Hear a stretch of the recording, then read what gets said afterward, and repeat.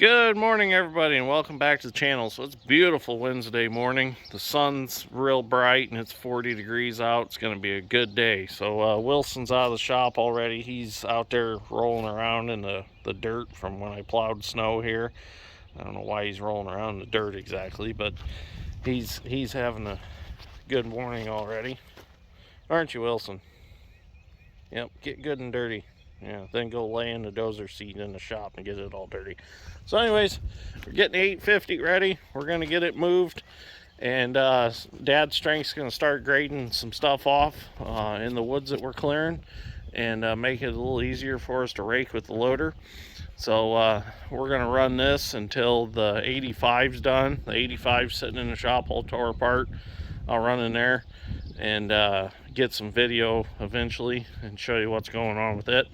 So let's get started.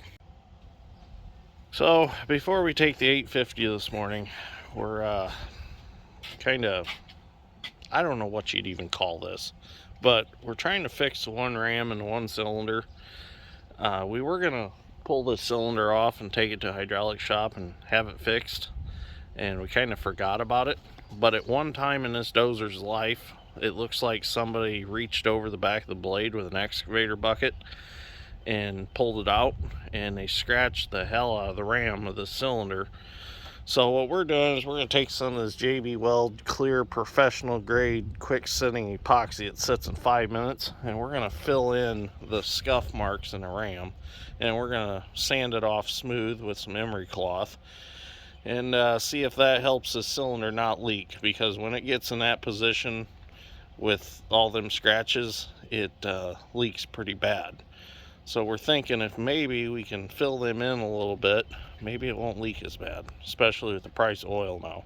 So Dad's strength, stuff's rated to, like, what is it? It's rated 3,900 psi on its own. So yeah. So do something. I think operating pressure on this dozer is only like 3,500 pounds. But we're going to try this, see what happens. And it's not like we're going to run it like 10, 12 hours a day for the next 2 weeks. We're only going to be using 10 or 12 hours total. Yeah. So if it helps, it helps with the price of oil until we get time to pull this cylinder off. We'll see what happens. So Dirt Perfect kind of inspired us to get this dozer back out and start using it. He's been using his 850B a lot, so we figure, well, we'll get ours off the sand hill and take her out for another rip. See how long she lasts. Who knows, if it lasts through this project, we might bring it back and do the undercarriage work that it needs. But my luck is we go through, put new rails and new bottom rollers and everything on it, and take it back out, and 10 minutes later the hydrostat takes a crap. So we'll see what it acts like after this project. So you just take this stuff and you mix the two parts together. You use a Home Depot carpenter's pencil right there as a stirring stick. Works real well, don't it? Mm-hmm. You like it? Yeah, look at see. It's like I'm waxing the dozer. So he's gonna get that finished up, and then we'll get her moved up to the project and see what happens. We're still waiting on the parts for the 85. It's in the shop all tore apart. I'll have to show you some video on that. But we got both front idlers out of it. We changed the rear sprockets, and we're gonna do a bunch of work on the blade, but we're waiting on the cylinder kits for it. They haven't come yet, so until we get those, we can't really go any farther with it. Oh, and the cushions for the idlers, the rubbers that go in the idlers to cushion it, which I've never seen a dozer with cushions in the idlers where they slide. Kind of a weird deal. Okay, so we'll get this done. We're gonna sand it off and we'll get her loaded up and get to work. Okay, so we'll get a little video of the 85 all tore apart in here. So a few things happened this weekend. We picked up this F620H 4-bottom John Deere plow. This is going to be the plow that goes behind the 720 for plow day for Dad. This is actually his plow. So real nice plow. So there's a few things we got to do to it. It needs shears and moldboards, but other than that, it's ready to go. And then picked up 2 new rear tires for the 720 and put them on the new rims. So we're going to get them put on the tractor before plow day. But here's the 85, all tore apart. We gotta reseal the cylinders yet. We gotta change the spherical bearing down there because it's got a lot of play in it. When dad strength's grading, the blade moves about 2 inches more than it should. So it kind of throws him off when he's grading. Kind of makes his job a little harder. So this is the spherical bearing that goes in there.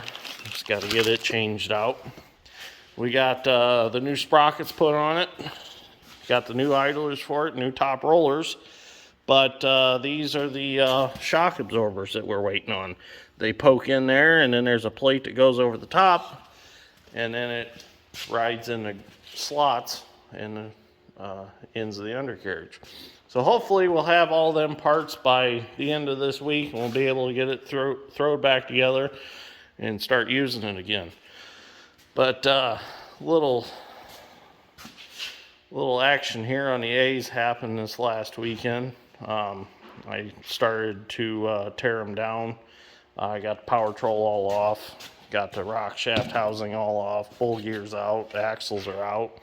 So I'm gonna finish stripping this one down, and then I'm gonna do a bunch of videos on stripping the other A down.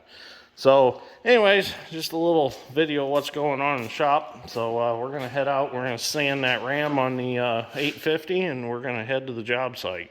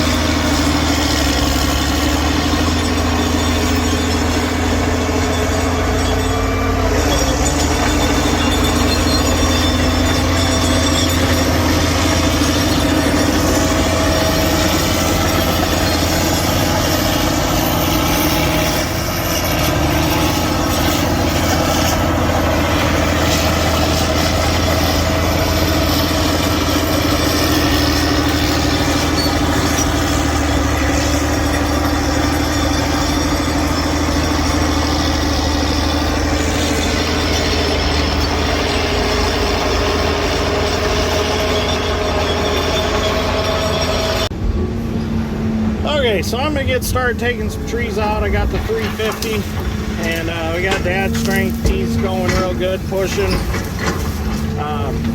That dozer, them track rollers drive you crazy. They're actually, the rollers are so wore on it that the outside ring that keeps the roller, or keeps the rail centered between the roller, that ring is wore off and detached from the center of the roller. And it just jingles, and it's like a jingle bell under there. It kind of drives you crazy. And plus you got the sound of the John Deere 6466 engine straight pipe. And any of you guys that have John Deere farm tractors that run straight pipes on them know how loud they are. So imagine not having a cab on top of that. So it's loud. Dad strength's wearing hearing protection, so his ears are safe. I know I had a viewer ask me about the deal on that dozer, if we got an engine with it when we got it. Yes, we did. For those of you who haven't followed that dozer, that was one of my first major YouTube projects. We engine swapped it. When we got it, it came with a John Deere 6466 engine out of a, I think it was like a 644 John Deere loader, which the 6466 can be found in like 4850s, 4650s, 4640s have them. So they're a real common engine. So we got the engine, came with the deal. the story on the original one was they done a head job on it. They switched the head out, and they forgot to put engine oil in it. Backed it out of the shop, locked it up, and that's where it sat out in the barnyard. So we come along, done some ditch work, done a little trading, ended up with the dozer and a few other things, and decided that we were going to put an engine in, or swap the engine in the dozer and use it on a project last spring. I think we used it. But it's a good pushing dozer, don't get me wrong, but to me it's a little different because of being a hydrostatic drive dozer. You know, when I first got in the excavating, I had a D65 Komatsu with a 3-speed power shift, torque converted, and I was used to running that. And then I was used to running my Uncle Jamie's D3 Series 3 with the direct drive power shift with a clutch. And to get off of those dozers and get onto a hydrostatic dozer, it's a little bit of a change. It's like pushing dirt with a lawnmower, not size-wise, but push comparison, but pushing with the hydrostat, it's just weird because, you know, you can have it pulled all the way back, you go into your pile and it slows way down, but it's still a strong push and it pushes. Just not used to that. I was always used to, with the power shift, you'd have to pull it down a gear because if not, you're damn near going to kill it. Not so much with the torque converted, but definitely with the direct drive power shift and the cat. You know, it's like anything else. You put it into a pile, you stall it, you're going to kill it. Now with the torque converter, it would slip a little bit, and you'd pull her down in second gear and take a full blade and go. I miss that D65. I should have kept that thing. A friend of mine was interested in it. He had a big project coming up, and we were looking at buying the D85 at the time, and it freed up some money to get the D85. And I always said, well, we'll just get another big dozer eventually. And we haven't done it yet. Well, we got the 85, but we never got another big dozer with a winch, and that was a very valuable asset, was having that 60-ton Heister winch on the back of that 65. That thing was awesome to have. Worked really good for river work. Some of that dirt out of there. But this 850 does good. It's just you got to get used to the hydrostat in it.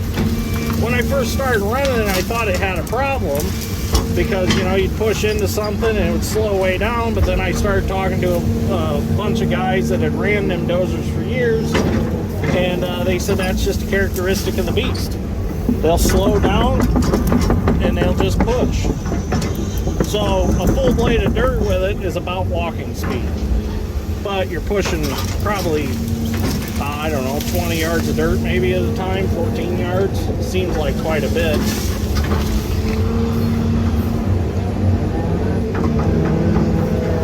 But I need to get a muffler for it. I keep watching for a parts dozer, hoping one will come along and I get a muffler. I think it's about the same muffler as like the 8640 has, maybe not as tall, but it looks to be about the same size. I'm sure I can buy one somewhere aftermarket. I know one of my viewers told me of a muffler place. I should check that place out. Anyways, we'll use it today and see how it goes. It hangs together for this job, well then we'll use it on the next one. The JB weld did help that cylinder some, but it still leaks a little bit. So Dad actually called Drew's Parts down in Anderson, Indiana, and they're looking for a cylinder for it, and also looking for a stick for Little Dick since the end of it ripped off, because somebody cobbled it together and we didn't know it until it actually broke. So we're going to look for a replacement stick because the whole end pin boss broke out because somebody ran it forever with a junk bushing in it, and the pin ate into it, and then they put new bushings in, welded the bushings in, and made a whole conglomeration of bolts and all kinds of stuff to reform the end of the stick. So So anyways, we'll get a little video later on so I'm not talking the whole time. But at least I'm doing something while I'm talking.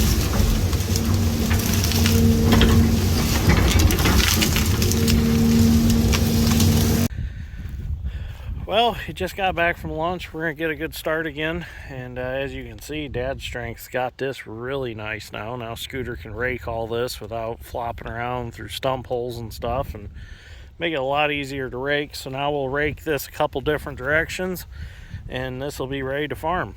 So Dad's Strength's going to get back at it. He's going to finish off this corner and then work his way across. I'm going to get in the 350, and I'm going to finish taking this strip off, and this will get us over to the property line. And then this section up here is done, and then we'll just head on back across and get the rest of it tore out today. So I don't know if we'll get it all today. We'll probably get 3/4 of what's left here today. And then we got to head back to the far back corner of this property, and there's another probably 10 acres that we're going to take out back there. So it's looking good. Everything's coming together. So let's get back at it.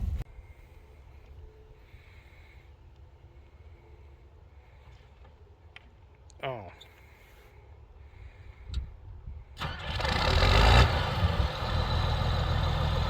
Dozer definitely sounds good. Okay, let's get back at it. Well, I think I'm going to end this episode here pretty soon. I just got to clean this corner up right here. Everything's going real good this afternoon. We're going to get this section done. A lot of crap in this corner. It looks like they pushed a bunch of stuff from a tree line into it. I'm going to dig through it and get this stuff laid out so Scooter can get a hold of it with the loader and the grapples. So some of you were asking me why we didn't cut some of these logs out. Well, we did cut some out. We cut some to make trailer planks out of for the lowboy and the drop deck.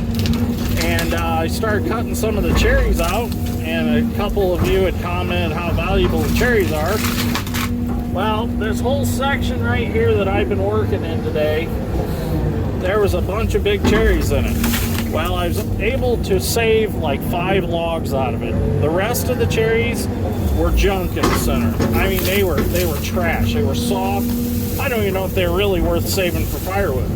So something has gotten into them trees and killed them, and they started to go bad from the inside out. So we're not really losing anything right there. So that's a big problem with some of these woods is they'll mature and they don't get harvested, and that's just as bad as clearing them because you're just letting that wood go to waste anyways. So you know, you gotta watch the woods if you're gonna harvest it. It's very important that you should get a forester in there once in a while to take a look at your timber stand and tell you if you have a bug issue, or if your trees are getting close to being matured, or if you have invasive species causing a problem on your forest floor.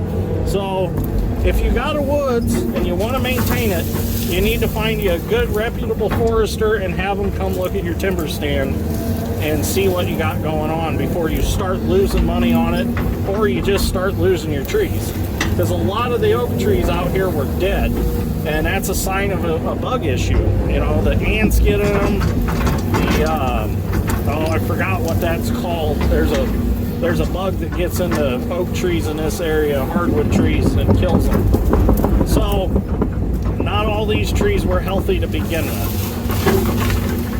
And this is all ground that's going to be irrigated, so it's going to produce more crops, so it's more food. So it's not like we're out here just doing this for pleasure. I don't kill trees for fun. It's how I make my living. It's how I make a paycheck. So I mean, I enjoy running the equipment doing it, but I don't really technically enjoy killing the poor trees. We were sitting at lunch, and I overheard another contractor sitting there eating, and he was laughing about killing trees. I'm like, that's not a good steward of the land. I don't like that. It's disrespectful to laugh like that about it. You know, you wouldn't go to a funeral and laugh. Why would you laugh about clearing trees? So, you know, I got a heart when it comes to it. Just not a cold-hearted killer. So, I'm gonna finish out this corner, do a bunch of stacking, get the stuff burning, cut out a few more logs that I think are potentially good. And some of the firewood did get saved, and the neighbors took some, and so it's not all totally going to waste. But little fun fact, over here beside me on this next property over is a friend of ours that we do a lot of work for. There's this pile of sand by the pond. You can see that pile of sand over there. That's where I had my first kidney stone.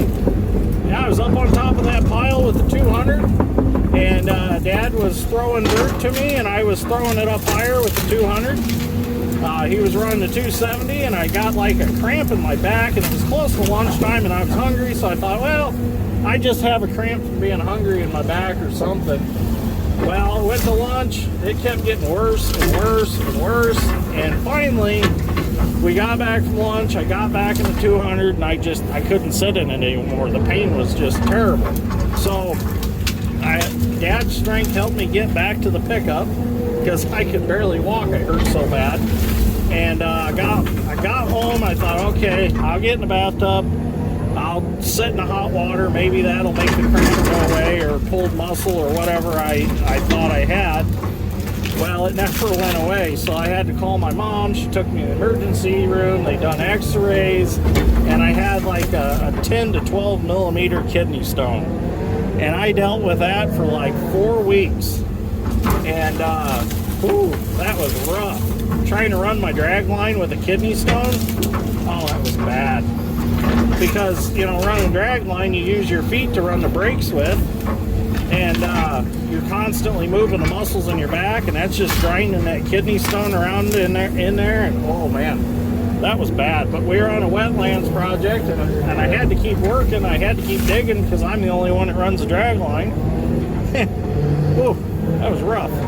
So anyways, that next weekend came, and I was actually scheduled for a procedure on Monday to get it out, because they wanted me to try to pass it on my own. Well, I was scheduled for my procedure, and that Sunday afternoon I decided to go mow the yard. Well, I went out and I push mowed my yard, and I drank a bunch of water that day. So I go back in the house after mowing the yard, and I'm like, oh, I gotta take a leak. Well, I'm, you know, doing my business. Next thing you know, I'm like, that was a weird feeling. And the kidney stone came out. I was so happy because I didn't have to go get a procedure done. I was pretty darn happy. So that's my little story on kidney stones. They definitely suck. They're very, very painful. My dad's had them 4 times. I've had them once so far. And they traced my dad's back to drinking so much Mountain Dew. So I thought, well, maybe I'll cut back on the Mountain Dew. Well, I've started drinking it pretty heavy again. So I'm probably going to get another kidney stone, but who knows. So anyways, thank you for watching. I greatly appreciate it. Hope you enjoyed this episode. Thank you for getting me to 13,000 subscribers. We hit that last night. I woke up to it this morning, and I was tickled to death to see 13,000 subscribers. So thank you, each and every one of you. I really appreciate all of you, and I really enjoyed doing this for you. So thank you very much, and we'll see you all in the next one. Thanks for watching. Oh, and just so you know, if you made it this far in the video, the 10 millimeter kidney stone, by the time it passed, it was not 10 millimeters in size. It had broken up. So no, I did not pass a full 10 millimeter kidney stone. That would be terrible. So anyways, thank you for watching.